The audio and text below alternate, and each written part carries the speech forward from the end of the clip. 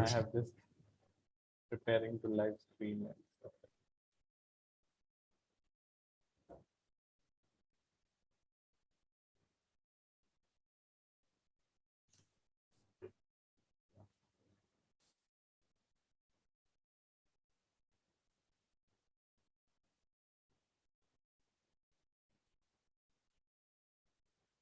So it started now. Yeah. Good evening, everyone. So I'm pleased to introduce the next speaker in our special functions and number theory seminar. It's Miss Neelam Kandhil from IMSc Chennai. So she is a PhD student working with Shamli Gun in number theory, and she'll be talking on an extension of a question of Baker. Over to you, Neelam. Thank you, Atul. Also, I would like to thank all the organizers for giving me a chance to speak here. So am I audible, and can all of you see my slides? Let me minimize it. Okay, we will start from the basics. Let us define the Dirichlet character first. For an integer q bigger than 1, Dirichlet character chi is a homomorphism from the group of co-prime residue classes mod q to the multiplicative group of complex numbers. And by assigning the value 0 at the other classes mod q, we can extend chi to a function f from integers to complex numbers. And this function has two properties, completely multiplicative and periodic with period q. Both of these properties are coming from the homomorphism. So it means that f of ab is f of a into f of b, and f of a plus q is f of a for all ab belongs to integers. Now we will talk about the Dirichlet L function for an integer q bigger than 1 and Dirichlet character chi with period q. Consider the Dirichlet L function L as chi, which is defined as summation chi of n by n power s, n from 1 to infinity, and real part of s is bigger than 1. And we know that LS chi extends analytically for all s belongs to complex numbers, except possibly a simple pole at s is equal to 1 with a residue 1 by q, summation a from 1 to q chi of a. To be more precise, we will collect the common terms of this numerator since chi is periodic. So collecting those common terms, we run our arithmetic progressions modulo q and deduce that LS chi is summation chi of a from 1 to q, summation n from 0 to infinity, 1 by qn plus a whole power s. So taking q power minus s out, the remaining part is a from 1 to q chi of a into zeta sa by q, where zeta sx is the Hurwitz zeta function summation n from 0 to infinity 1 by n plus x whole power s. And real part of s is bigger than 1 and x is bigger than 0. So now since this thing has a simple pole at s is equal to 1, so we will subtract 1 by s minus 1 from this. And since we have subtracted this, we will add the same thing also, so that the right hand side is equal to left hand side. So we have added q power minus s by s minus 1 summation a from 1 to q chi of a. And when we use partial summation formula and Hadamard factorization of gamma inverse of z, we prove the following lemma. Limit s goes to 1, zeta sx minus 1 by s minus 1 is negative of logarithmic derivative of gamma x, which we call digamma function. So this lemma tells us that this part is the constant term. When we take limit on both sides, s goes to 1, we see that L1 chi, summation chi of n by n bigger than 1 is convergent if and only if this thing, summation chi of a from 1 to q is 0. So next we will see that this thing is true for all non-trivial characters mod q. So when chi is non-trivial, there exists an element b strictly lies between 1 and q, and it's co-prime to q as well. And its image under the map chi is not 1. Consider the sum, summation chi of a from 1 to q, call it s, and multiplying both sides by chi of b, we get chi of b into s is nothing but s. Since when we take chi of b, b inside joined with a, it is nothing but just permuting the elements over the sum. Hence, it is s only. And since chi of b is not 1, s has to be 0. When chi is trivial, here it is 1 when a is co-prime to q, else it is 0. So we just have to count the co-prime residue classes, and which we count by Euler phi function. Here this is phi of q. Hence, for non-trivial chi, Ls chi extends to an entire function, and L1 chi is minus 1 by q summation chi of a from 1 to q into gamma prime by gamma of a by q. And as we have seen that here, when we got this expression, digamma function, we just use the periodicity of chi. So if I replace by some other periodic function, this is also true. And this identity will be we will use when we will talk about Baker-Bertrand theorem. So now in 1837, Dirichlet proved the non-vanishing of L1 chi for non-trivial characters chi, and alternatively we can see it in the following way. If we talk about the Dedekind zeta function of qth cyclotomic field, then we can express it as the product of Dirichlet L function, and product varies over okay. So initially it was over all characters. Since we have taken Ls chi naught outside, it is here the chi naught term Ls chi naught is not showing up here. So and we see that this side, it has a simple pole. Dedekind zeta function has a simple pole at s is equal to 1, and this is entire. And here also it has a simple pole at s is equal to 1. So when we take limit on both sides s goes to 1, we see that L1 chi cannot be 0 for non-trivial character. So it is natural to ask about the algebraic nature of these complex numbers. Means this L1 chi non-trivial chi is non-trivial. So the seminal work of Baker in mid-1960s established that these numbers are transcendental, and we see it next. For that, consider the Fourier transform of chi hat of n is 1 by q summation m from 1 to q chi of m into e power minus 2 pi I mn by q. So by orthogonality, we get the following inverse Fourier transform of chi. Chi of n is summation chi hat of m from 1 to q, and e power 2 pi I mn by q is also attached with chi hat of m.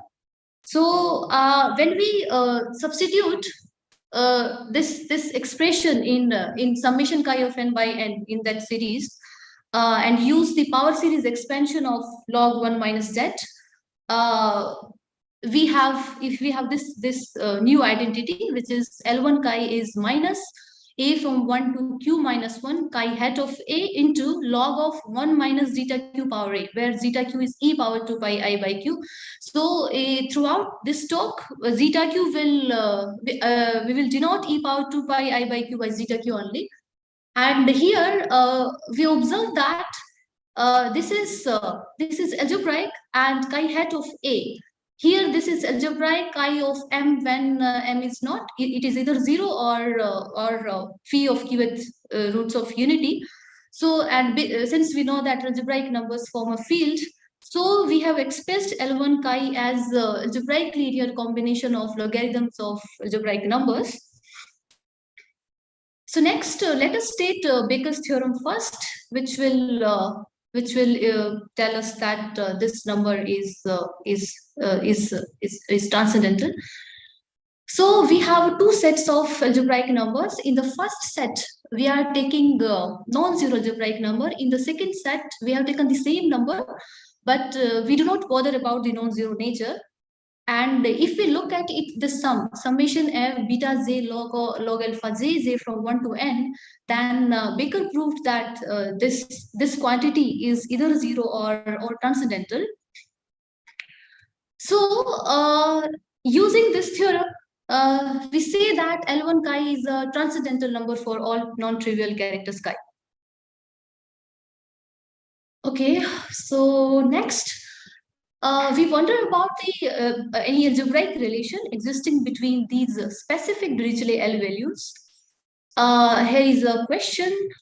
So what is the dimension of the vector space, Q vector space, spanned by L1 chi non-trivial Dirichlet character mod Q? And we want to look at the dimension of this vector space over the rational numbers. So before answering this, let us go to the history of the problem. In a lecture at the Stony Brook Conference on Number Theory in 1969, Sarvadam and Chawla posed the following question. So the question is, does there exist a non-zero rational valued arithmetic function f, periodic with prime period p, such that summation f of n by n from 1 to infinity is 0? So this is the question asked by Chawla in 1969, and Baker-Bertrand Versing for 4 years. In 1973, they answered this question in this beautiful theorem. So, so suppose we have a function from integers to the algebraic numbers, a non-zero function, and of course period say q, such that f of n is 0. It has two properties. The first property is f of n is 0 whenever GCD of n with q strictly lies between 1 and q, and this qth cyclotomic field is disjoint with the field generated by image of f over q. So if we have such kind of function, then the Dirichlet series corresponding to this function, this series, summation f of n by n from 1 to infinity. So Baker-Bertrand Versing proved that this can never be 0. And when q is prime, we see that this thing is, the first condition is vacuous. And if the image of f lies in rational numbers, then second condition is trivially true. So this theorem resolves Chawla's question. So basically, this theorem said that there is no such kind of function with this property. Okay, so now let us highlight the main ingredients in the proof of this Baker-Bertrand theorem. So first, we have to make sure that this series converges, and it converges if and only if summation f of a from 1 to q 0, and this we obtain in the similar way as we did for Dirichlet L function in the starting. So once this is ensured, one derives that summation f of n by n from 1 to infinity is minus q inverse summation f of a from 1 to q gamma prime by gamma of a by q. So we recall that we derived it for Dirichlet functions, but that time also we noticed that we can replace chi by this periodic function f. So now f of q may not be 0. So what we do, we separate f of q part, and after separating that, we get this new expression, which is minus q inverse. This thing is equal to minus q inverse. Summation varies over the co-prime classes f of a into gamma prime by gamma of a by q plus Euler-Mashroni constant. And now we see that this is a rather difficult function to handle. So we will look for other expressions of L1 also. So for that, this step is also we have seen in the starting in the few slides before. Since f is periodic, we can Fourier analyze and go to the dual setup. Let f hat of n be 1 by q summation f summation m from 1 to q f of m into e power minus 2 pi I m by mn by q be the Fourier transform of f. Then, as we have seen earlier, inverse Fourier transform of F leads us to the following new identity. That is, L1F is minus summation A from 1 to Q minus 1, F hat of A into log of 1 minus zeta Q power A. Okay, so now you see that again we have an algebraic linear combination of logarithms of algebraic numbers. So we will make use of Baker's theory, and let us state another version of Baker's theorem, which is a pivotal ingredient in our context. So we have n number of non-zero algebraic numbers with this property that their logarithms are linearly independent over rational numbers. So Baker proved that they are not only linearly independent over Q, but they are linearly independent over the field of algebraic numbers also, and we can join one with the set. So this time they are m plus 1 numbers and linearly independent over the bigger fields.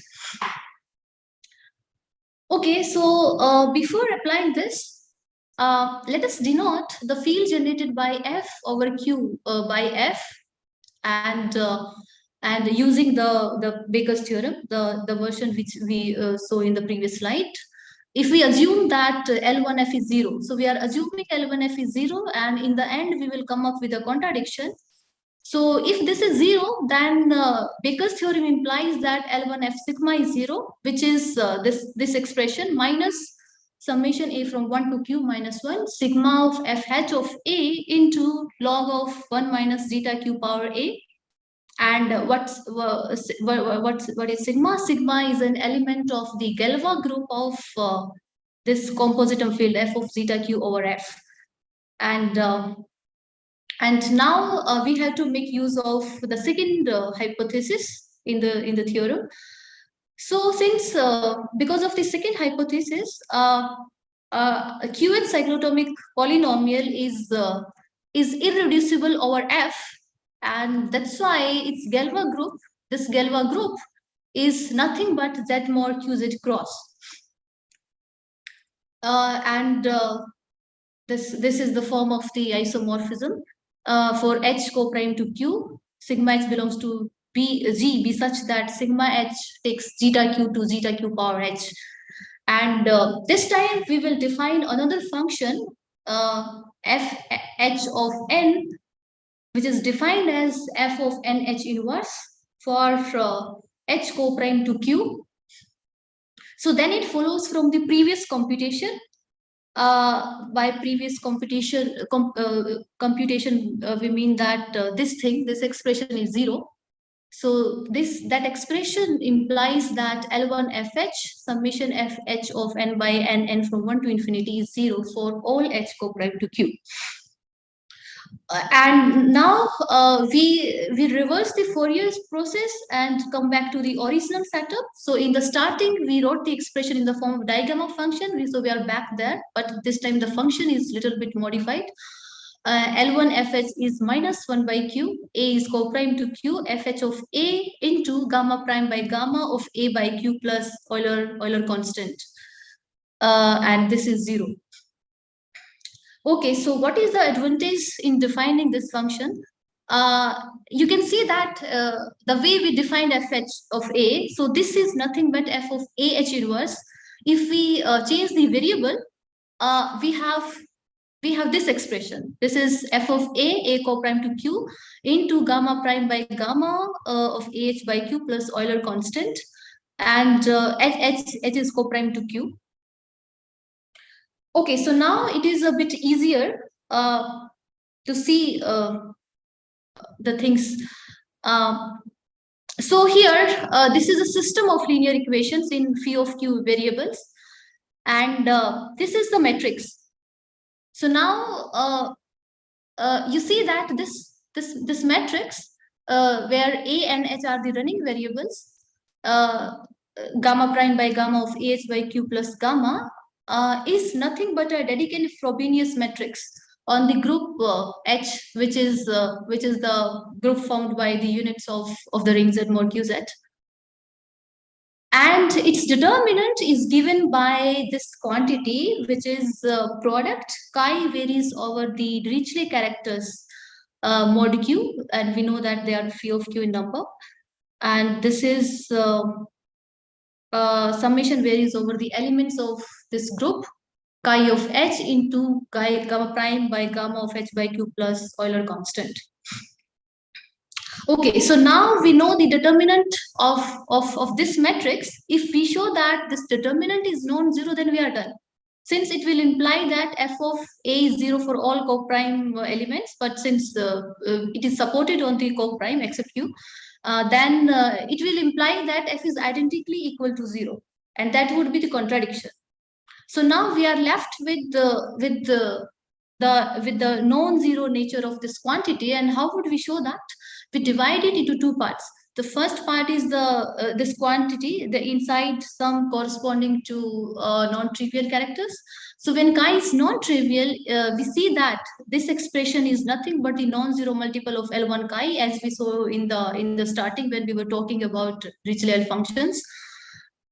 And when chi is trivial, this is chi of h is 1, and let us go to next slide.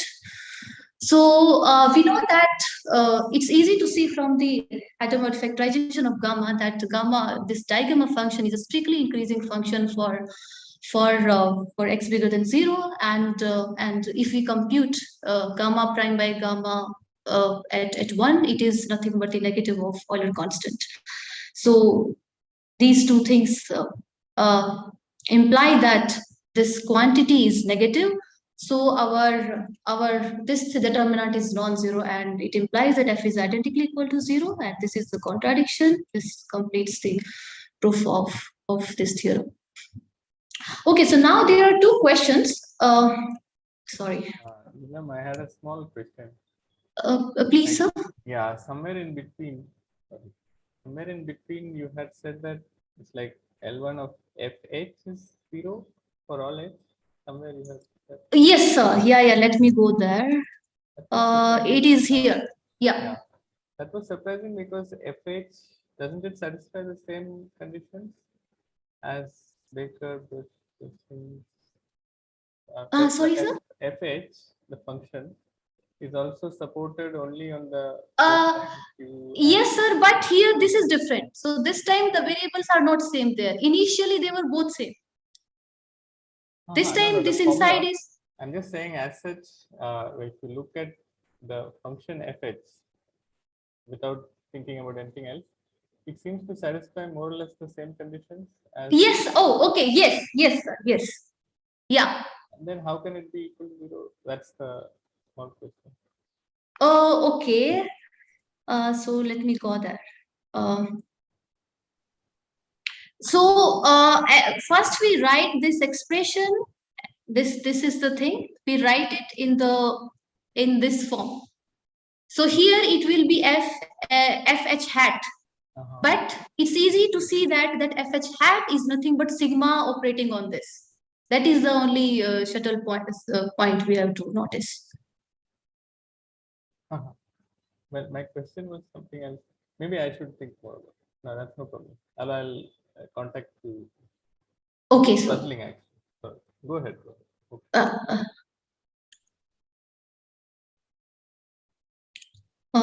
Okay, I was yeah.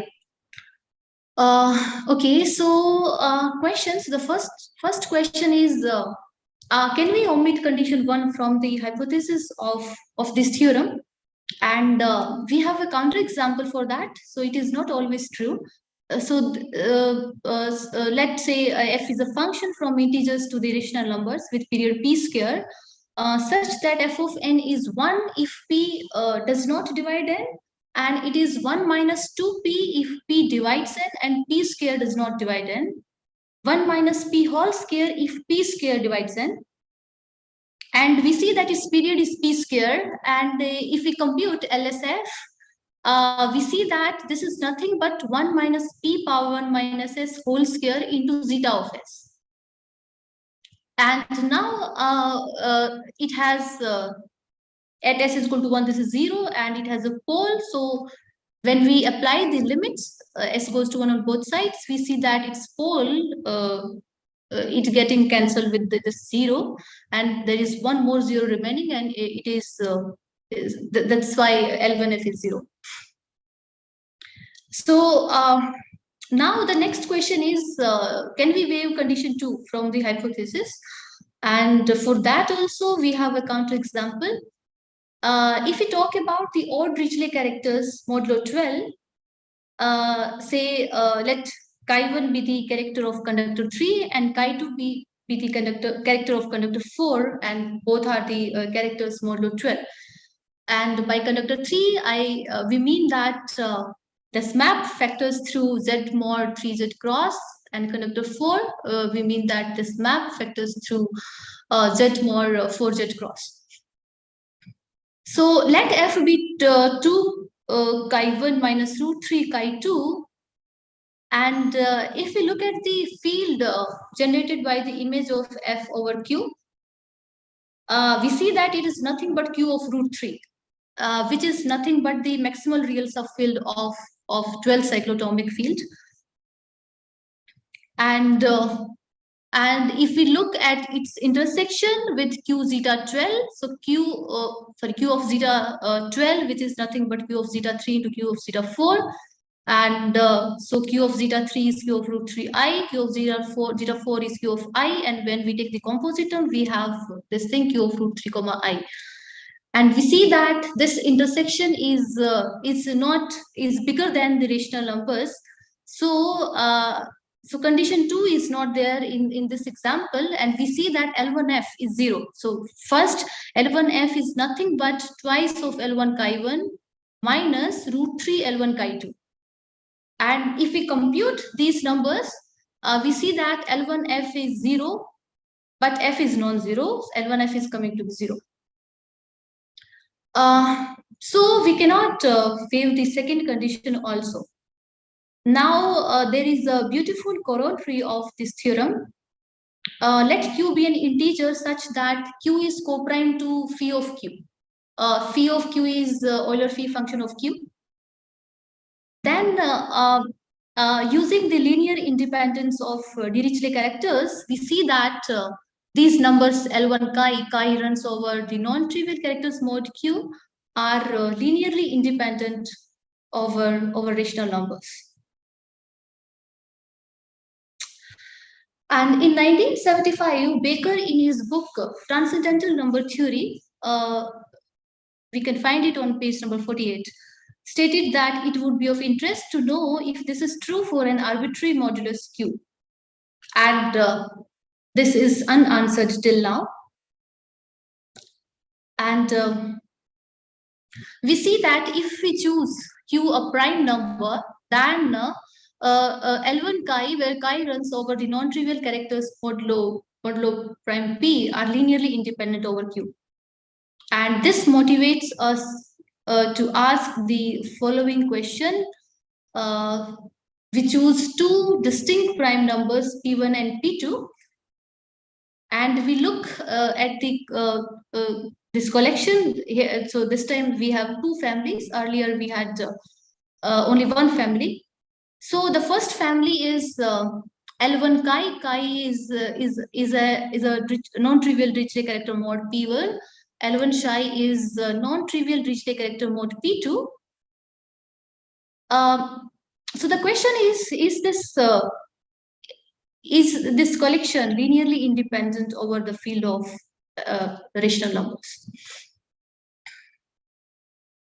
And we have addressed this question in a joint work with my advisor, Shamli Gun. There are some notations which we will follow throughout our theorems. For Q bigger than 2, consider the set XQ, a collection of L1 chi. Chi is a non-trivial Dirichlet character mod Q, and so we can divide it into two parts. We will be writing it in terms of in the union of two sets. The first set is XQE, as the name suggests, Here we are taking L1 chi corresponding to even non-trivial even Dirichlet characters mod q. In the second set, we are taking L1 chi, where chi is an odd Dirichlet character mod q. So there is no non-trivial Dirichlet character if q is less than 2. So we have to take q strictly larger than 2. So now, first theorem. So let us choose L number of co-prime pairwise co-prime natural numbers, and these numbers are of special kind. These numbers have this property, that product qii from 1 to L is co-prime to product phi of qii from 1 to L, and phi of q is Euler phi function. Then the numbers in the set xqii from 1 to L, union xqii from 1 to L. So xqi is the collection of all L1 chi, where chi is a non-trivial Dirichlet character mod qi. So if you look at this collection of arbitrary families, then we prove that this is linearly independent over product phi qi cyclotomic field. So this is the first theorem, and so there is one counterexample for if we remove this coprimality condition. So before that counterexample, we see that so in the starting we got the expression of L1 chi in the form of digamma function, but if we use the reflection formula of digamma function, and then we see that for odd Dirichlet characters chi mod q, L1 chi is also equal to pi by q. Summation varies over the half of the classes. A from 1 to q by 2, and A is co-prime to q, chi of A into quote pi A by q. Okay, so here is the counterexample. We choose q1 equal to 2 and q2 equal to 12. And we look at the odd characters mod 6 or modulo 12 also in the second. So in the mod 6, there is one odd character, and we see that L1 chi is pi by 6, code pi by 6, which is nothing but pi root 3 by 6. And in 12, there are two odd characters, but we are choosing the one which sends residue class 5 to -1.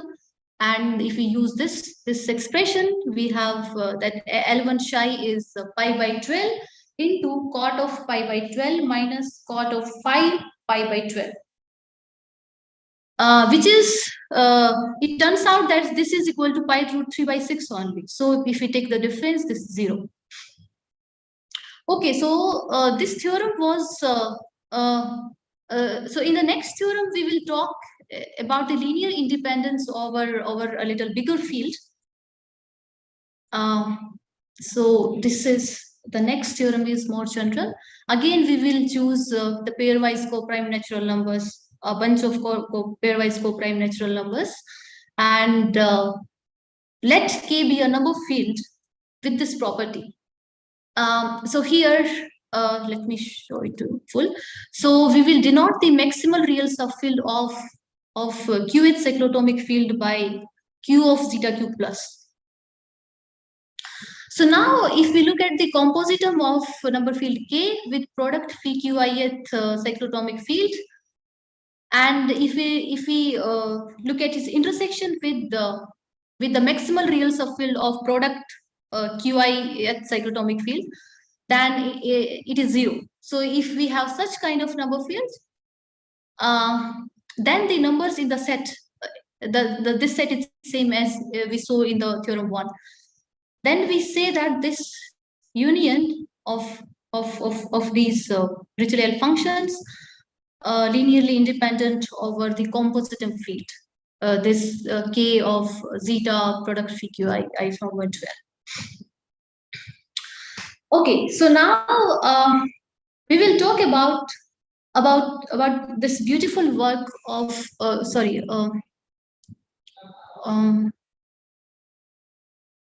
okay, so let Q be a natural number bigger than 4. We will be talking about the even L1 chi, where when chi is non-trivial even character, and since there is no non-trivial even character less than 4, so we are taking Q bigger than 4, and this theorem says that the numbers in the set XQE, we recall that L1 chi is the collection of XQE is the collection of L1 chi's, where chi is a non-trivial even Dirichlet character mod Q. So this theorem says that these numbers are linearly independent over the field of algebraic numbers. Okay, so let me give the rough idea how Ram and Kumar Murthy proved this beautiful theorem. So the real multiplicatively independent units discovered by Ramachandra allowed them to express L1 chi's, where chi is non-trivial even. They expressed L1 chi in the form of algebraic linear combination of logarithms of positive algebraic numbers. And then they appealed to Baker's theorem to get this result. And this result says that the L1 chi, when chi is non-trivial even, presents no problem. It is the only odd L1 chi's which has to be taken care of.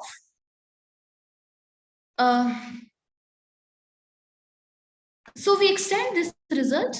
We will talk about the odd L1 chi in the next slide. But before that, let us state this theorem. So we are choosing pairwise coprime natural numbers bigger than 4. Then the numbers in the set union XQIE I from 1 to L, and we prove that this union of even non-trivial L1 chi's, I mean L1 chi when chi is non-trivial even. So we prove that these numbers are linearly independent over the field of algebraic numbers. Now we will talk about a result of Okada. So in 1981, Okada obtained an analogous result of Baker-Bertrand theorem. So Baker-Bertrand theorem is for L1F, and he talked about LKF, and there he proved this theorem.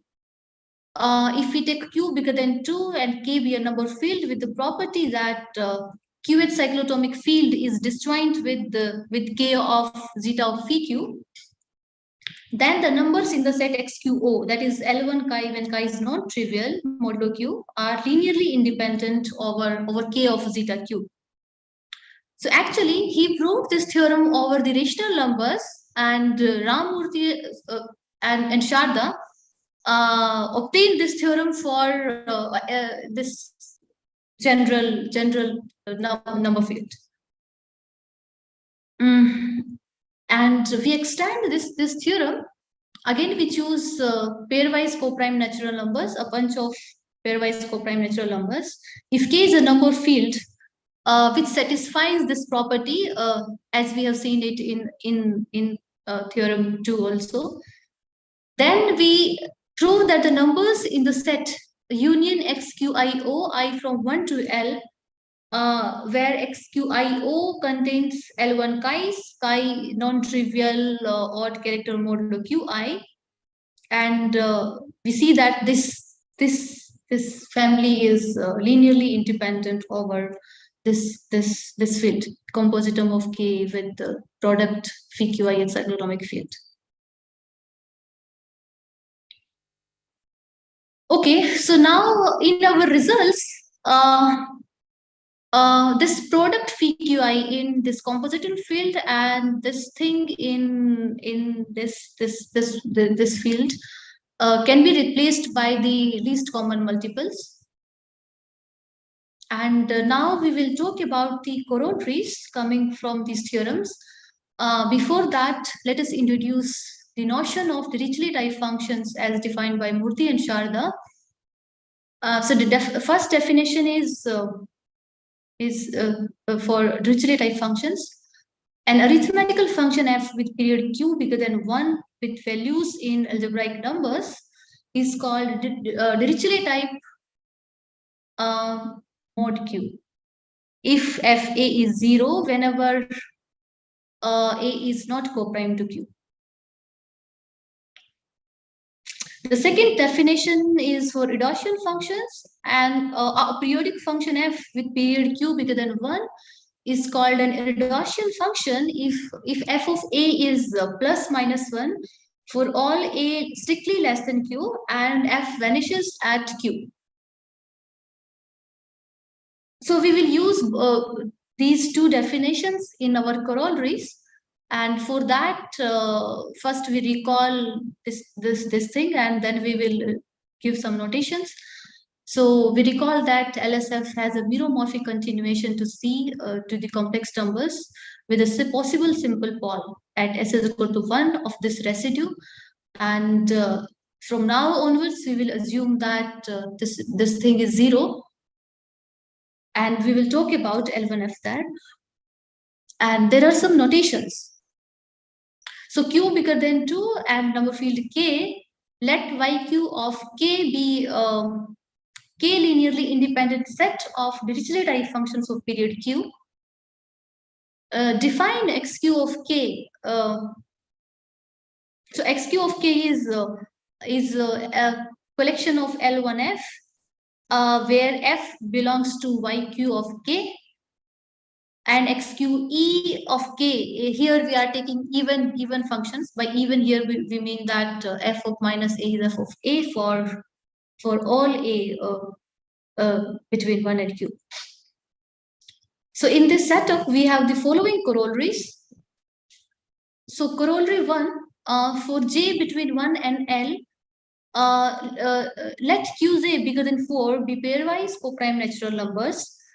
If we look at these numbers, this is union xqie of q bar I from 1 to L. And recall that here this is Dirichlet type L1F, where f belongs to set which contains Dirichlet type functions mod q1 and even also, and they are linearly independent over algebraic numbers. So if you look at their Dirichlet series, then we prove that this whole collection is linearly independent over the field of algebraic numbers. And the next corollary is for reduction functions. For any prime p bigger than 5, choose an reduction function fp with period p, which is not an odd function.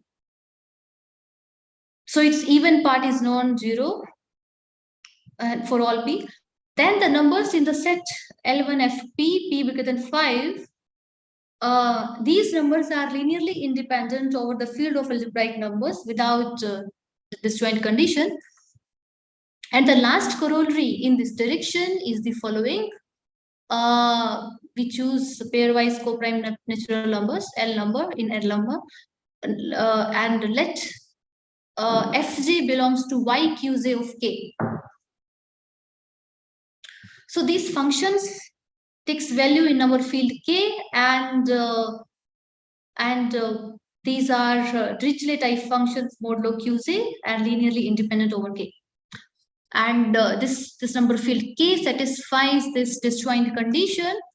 Then the elements in this union xqi of ki from 1 to L.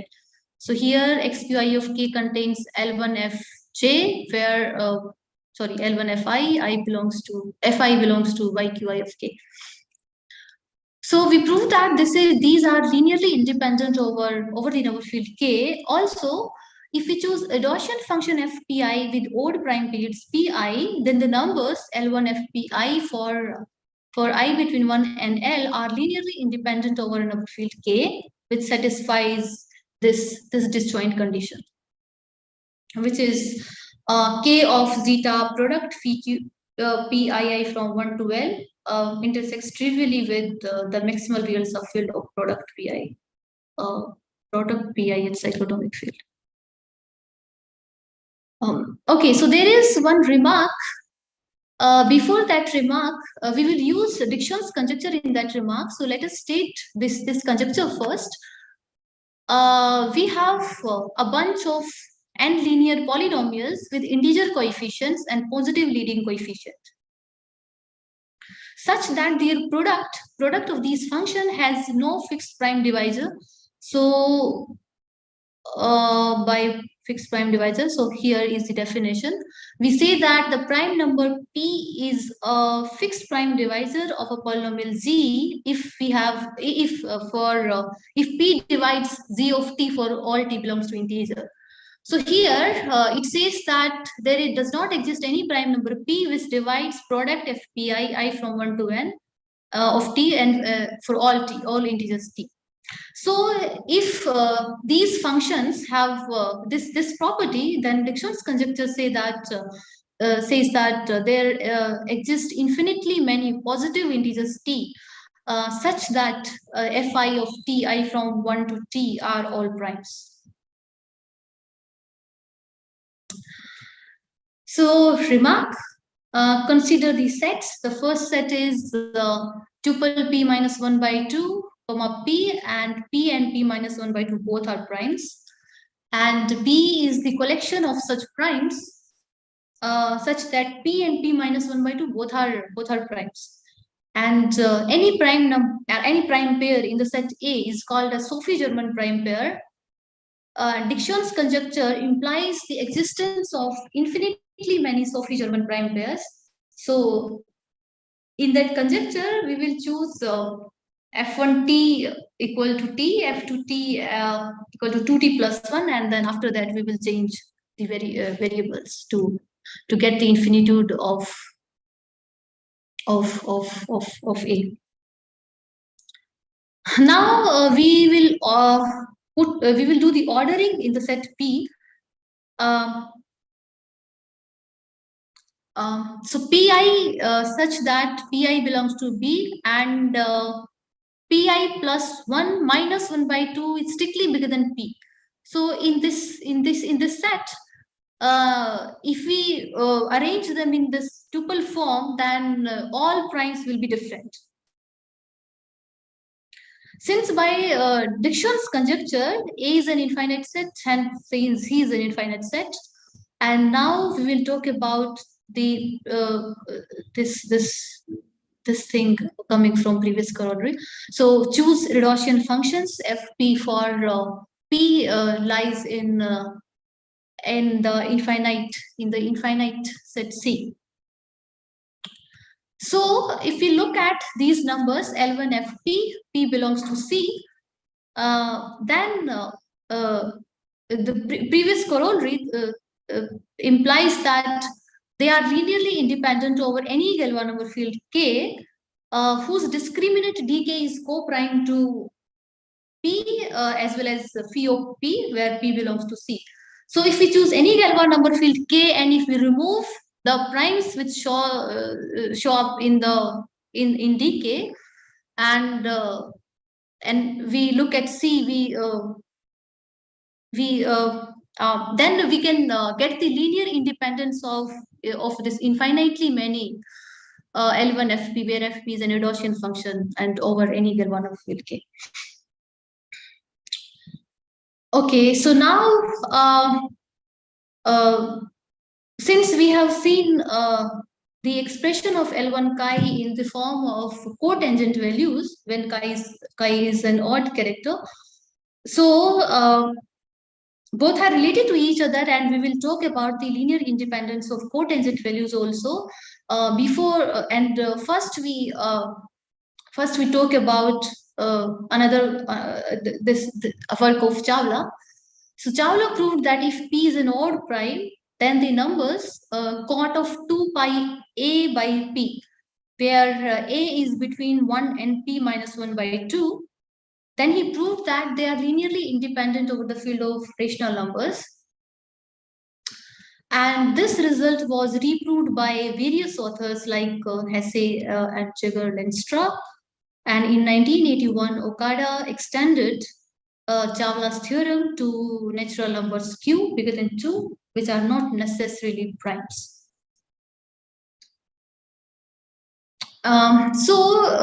Okada proved that the following.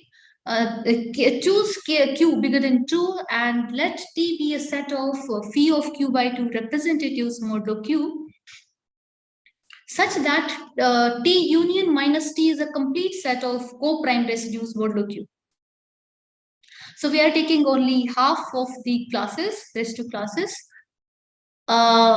Then he proved that then the set of real numbers, the quote of pi a by q, a belongs to T, is linearly independent over q, and we see it that it was obvious to remove the another half class, since these cotangents will be the negative of the cotangent values which are coming from the first half class. Okay, so now in 2009, Murthy and Sharda observed that we can say a little more about the linear independence of these cotangent values, and so they said that they proved that this is linearly independent over a number field K, but K should have a special property. So this is the same theorem, except we have changed this thing only. So this is linearly independent over K, and K is a number field which is disjoint with the qth cyclotomic field. So next, in our theorem, we have proved that we have generalized it to the arbitrary families, and that it is enough to see the linear disjointness with the maximal real subfield of qth cyclotomic field. So precisely, let qj bigger than 2 be pairwise co-prime natural numbers. Let Tj be a set of phi of qj by 2 representatives modulo qj, such that the union Tj union minus Tj is a complete set of co-prime residues modulo qj. And if K is a number field such that K intersects trivially with the maximal real subfield of product Qi I from 1 to L, then the set of real numbers, this union J from 1 to L, this arbitrary, so here are L number of families. The first is quote pi Aj by Qj, and Aj belongs to Tj. So then this set is linearly independent over the number field K also. Okay, so again we have the counterexamples if we remove the hypothesis. First, if we remove the co-primality condition, if we choose Q1 6 and Q2 12, then we see that since we are taking half of the classes, so here there is only one cotangent value, here there are two cotangent values, and we see that these three values are linearly independent over the rational field. So this is root 3, this is 2 plus root 3, this is 2 minus root 3, and total thing is coming out to 0. So now if we remove this disjoint condition, then again there is one counterexample. If we choose this number field K, Q of root 3, and take Q1 3 and take Q2 4, then we see that this is Q root 3 and this is Q zeta 12 plus, which is Q of root 3. So their intersection is not Q, not the rational field. And here also these cotangent values are becoming dependent. Okay, so I will stop now. Thank you for your attention. If there are any questions, I would try to answer. Thank you, Neelam, for a very nice talk. Any questions for Neelam?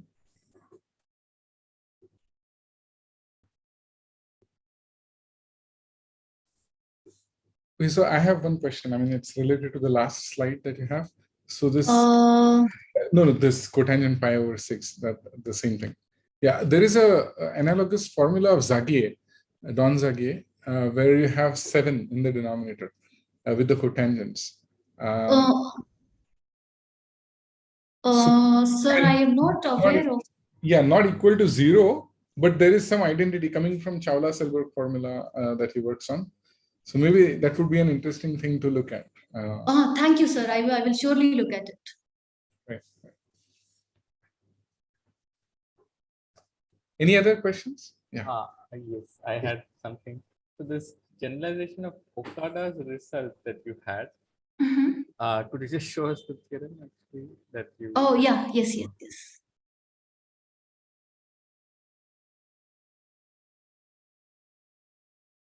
I think okay, sorry.